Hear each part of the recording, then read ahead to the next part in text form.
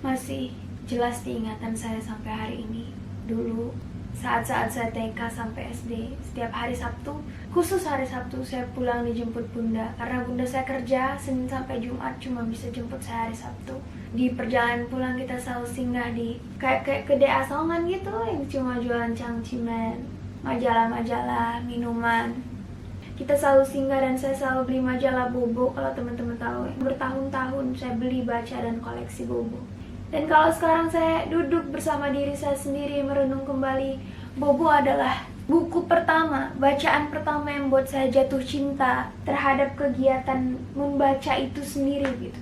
Yang membuat saya tumbuh menjadi perempuan yang dekat dengan buku, dekat dengan kata-kata, menulis puisi. Ya, yang buat saya juga jadi perempuan yang gak bisa matematika ya, karena saya dekatnya dengan kata bukan dengan angka.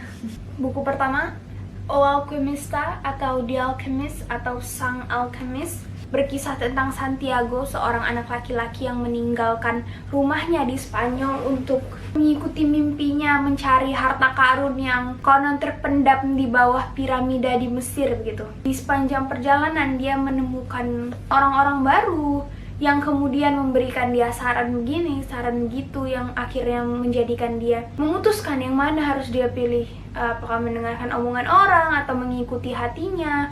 Buku yang kamu akan keingat-ingat selalu isinya, hikmahnya setelah sebulan, 2 bulan, atau bahkan setahun, 2 tahun setelah kamu baca. Selanjutnya, Veronica Decide Morir atau Veronica Memutuskan Mati atau Veronica Decide to Die. Buku ini harus dibaca oleh seluruh perempuan-perempuan di luar sana, mengatasi depresimu, anxiety-mu, hal-hal mental-mental hari inilah ya.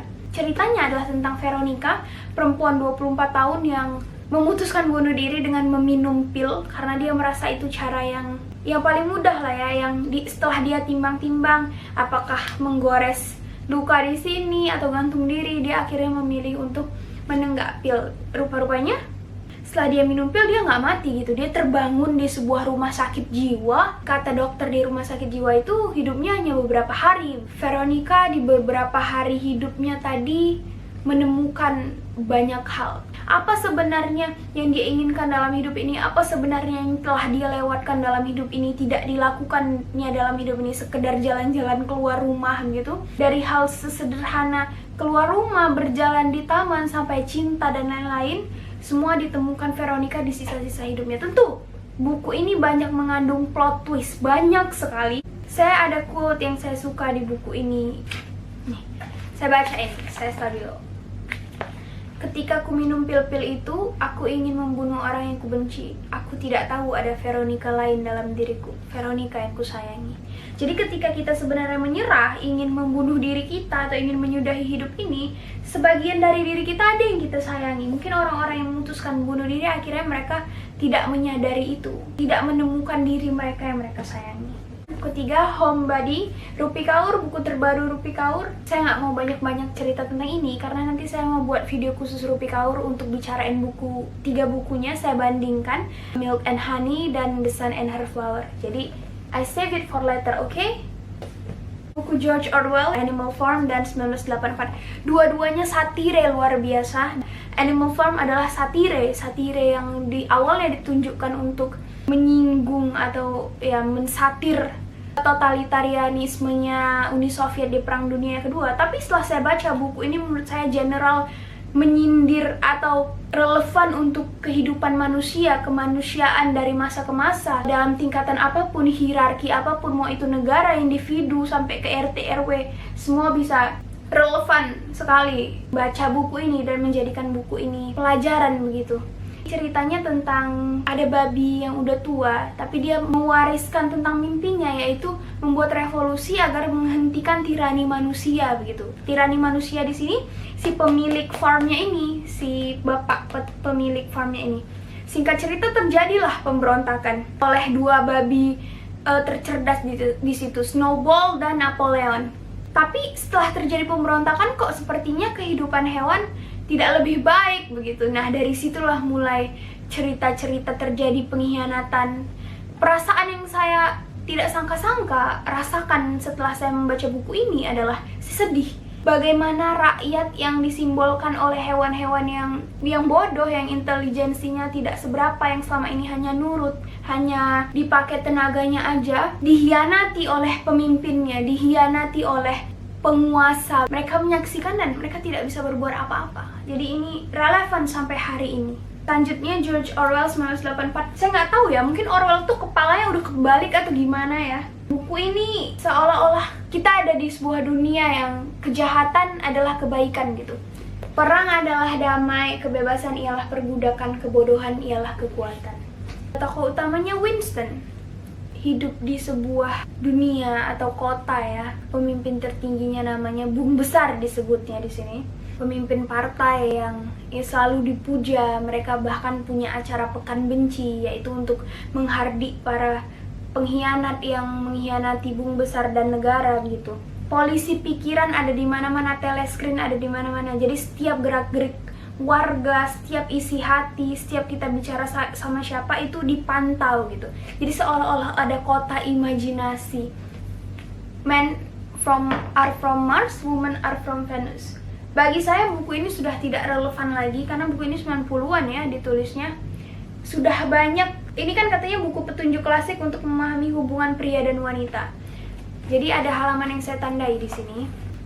Dia mengatakan bahwa kaum pria masuk gua, kaum wanita berbicara. Si John Gray ini penulisnya menyimpulkan bahwa kaum pria itu kalau kita menghadapi masalah atau stres, pria itu cenderung masuk gua gitu, maksudnya berdiam diri sampai ketemu solusi dan sebagainya. Sedangkan kalau wanita berbicara kepada temannya atau rekannya dan lain-lain. Tidak benar menurut saya, karena ya nggak jauh-jauh saya berkaca pada diri saya sendiri.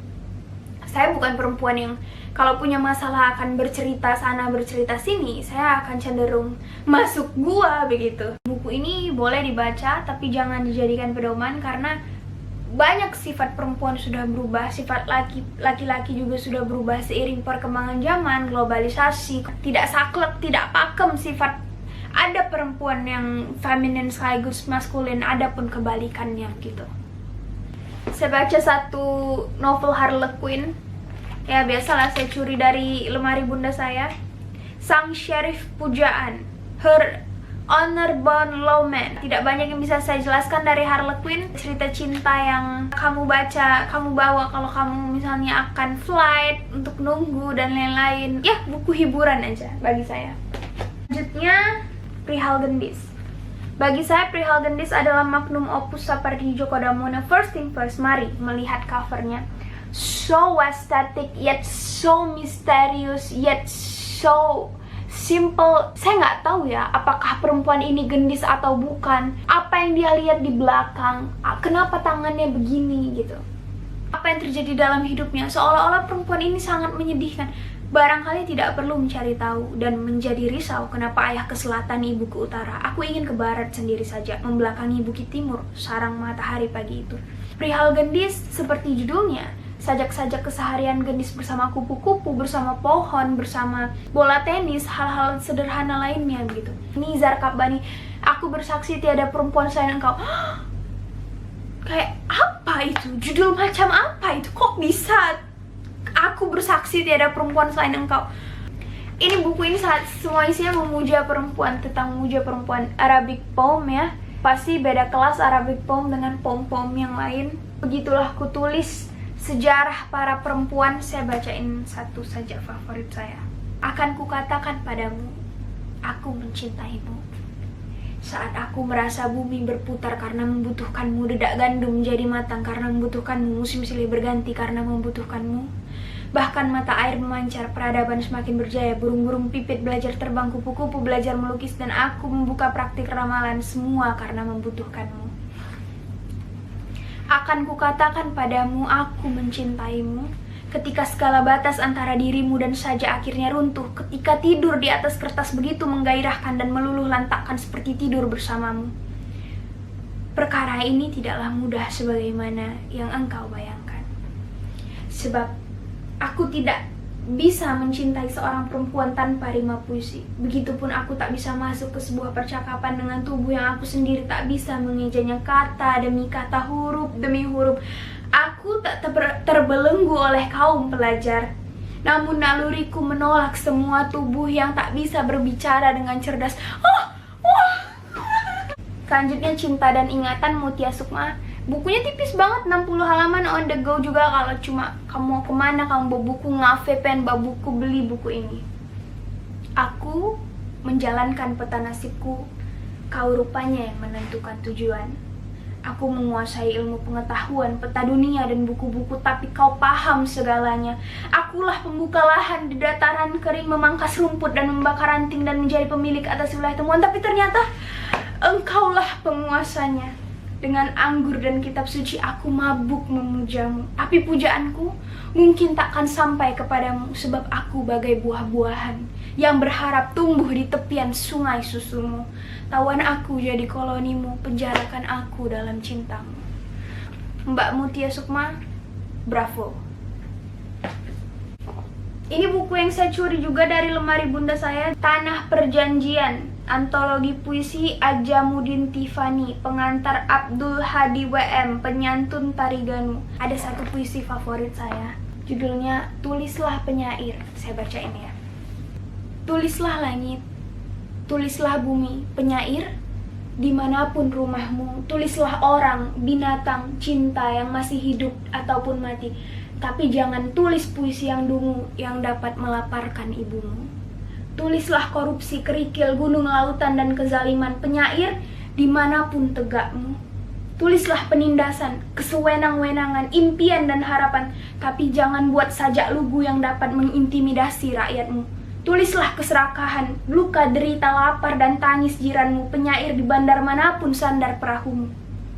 Tulislah darah, air mata, derai tawamu, dan nyanyian sukmamu, tapi jangan tulis syair yang dapat menduakan Tuhanmu. Tamparan bagi saya ya. Tanah Perjanjian adalah buku yang pasti underrated ya, karena saya cari tentang Ajamuddin Tifani di internet juga nggak banyak profilnya gitu. The Old Man and the Sea, Ernest Hemingway, The Legend, The Myth, The Old Man Itself.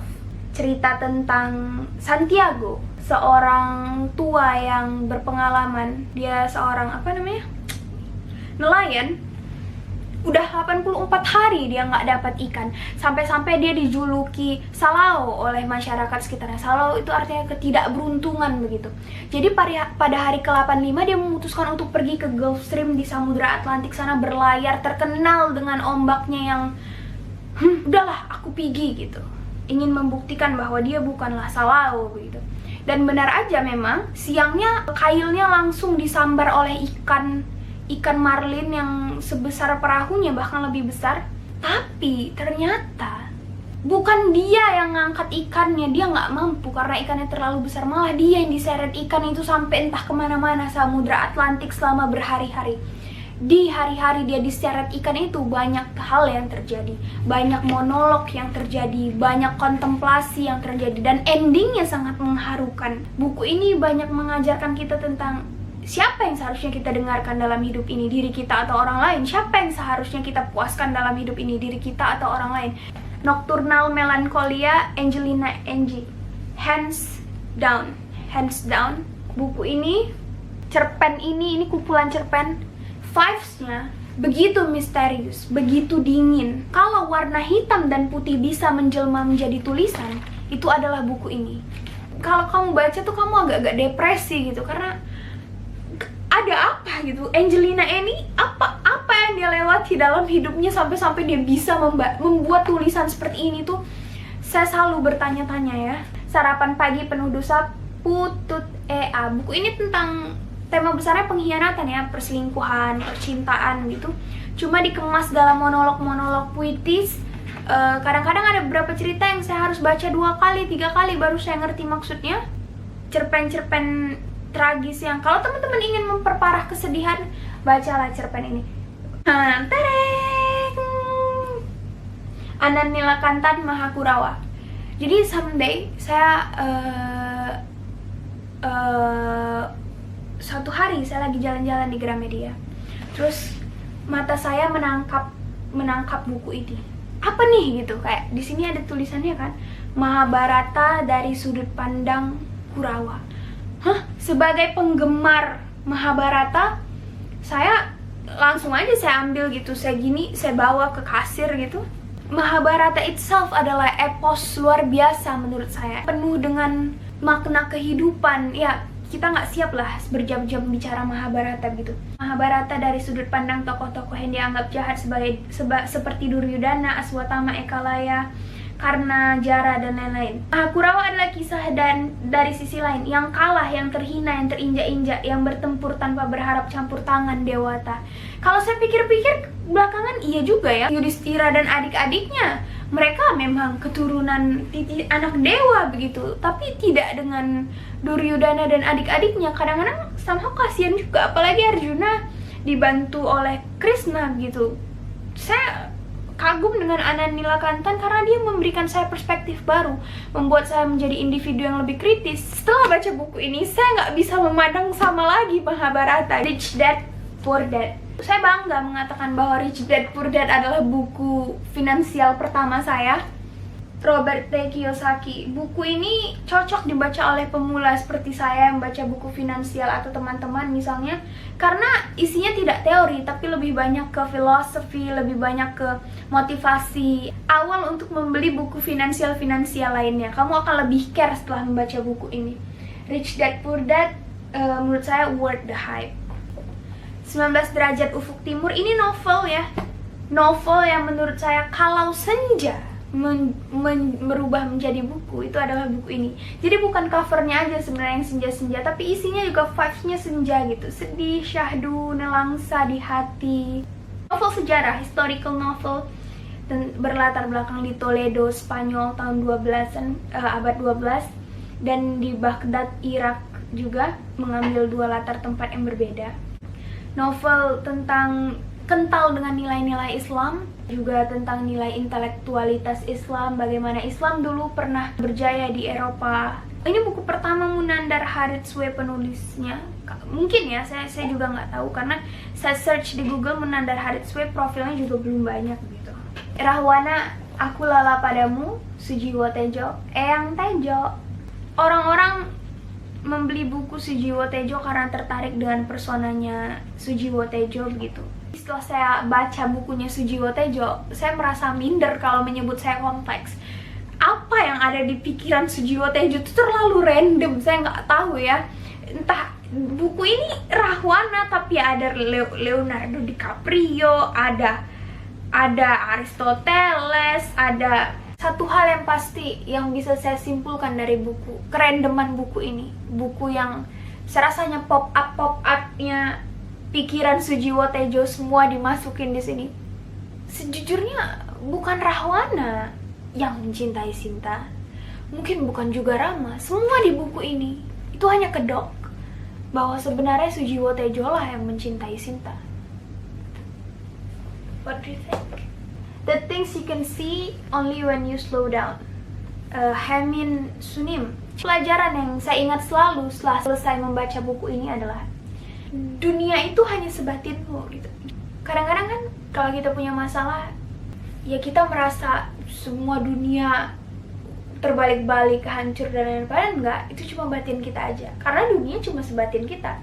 Apa yang kita tahu itu pengetahuan kita. Dan isi buku ini adalah ya judulnya begitu. Things you can see only when you slow down. Hal-hal yang kamu sadari saat kamu berkontemplasi, hal-hal yang kamu sadari saat kamu berdiam diri, semua ada di buku ini. Last but not least, teman-teman harus beli dan baca buku ini. Selir Musim Panas, Sehimpun Puisi Triyanto Triwikromo. It's even match my blazer. Saya ingin bacakan satu saja favorit saya. Candu Kaisar. Aku Seci, satu dari ratusan selir. Aku candu yang menaklukkan Kaisar Xianfeng. Tetapi perempuan dengan kilau mata naga itu tahu setelah perang candu kedua berakhir, istana akan penuh hantu. Tembok-tembok berjamur, taman-taman tanpa pelam salju, dan hanya kamar tidur. Tempat ia dan Kaisar saling membelit lidah dan bertukar liur yang masih memberinya mimpi indah magnolia tanpa ada daun gugur. Aku memang hanya selir, tetapi akulah yang melahirkan penerus Kaisar. Karena itu, Perempuan ini tak bersedih saat Kaisar Xianfeng demensia, mabuk, dan mati pelan-pelan. Perempuan itu juga tak menangis pada perayaan ke-8 kematian Kaisar. Aku, anggrek yang hening, tak akan pernah menangis untuk kisah kekuasaan murahan. Aku hanya akan menangis untuk ulat sutra yang mati saat melepas benang terbaik. Aku hanya akan menangis untuk Tung Chi, putraku, yang dihajar penyakit iblis. Aku hanya akan menangis untuk roh Maharani yang diabaikan. Tetapi sabda bisa saja cuma omong kosong. Perempuan itu kau menyebutnya sebagai putri Handela. Tak pernah benar-benar menangis hingga ajal datang, hingga peluit ribuan merpati putih melengking bersaut-sautan. Aku memang hanya selir, tetapi aku bukan selir musim hujan. Saat mati tak kubiarkan satu perahu pun menghanyutkan guci abuku ke keganasan lautan.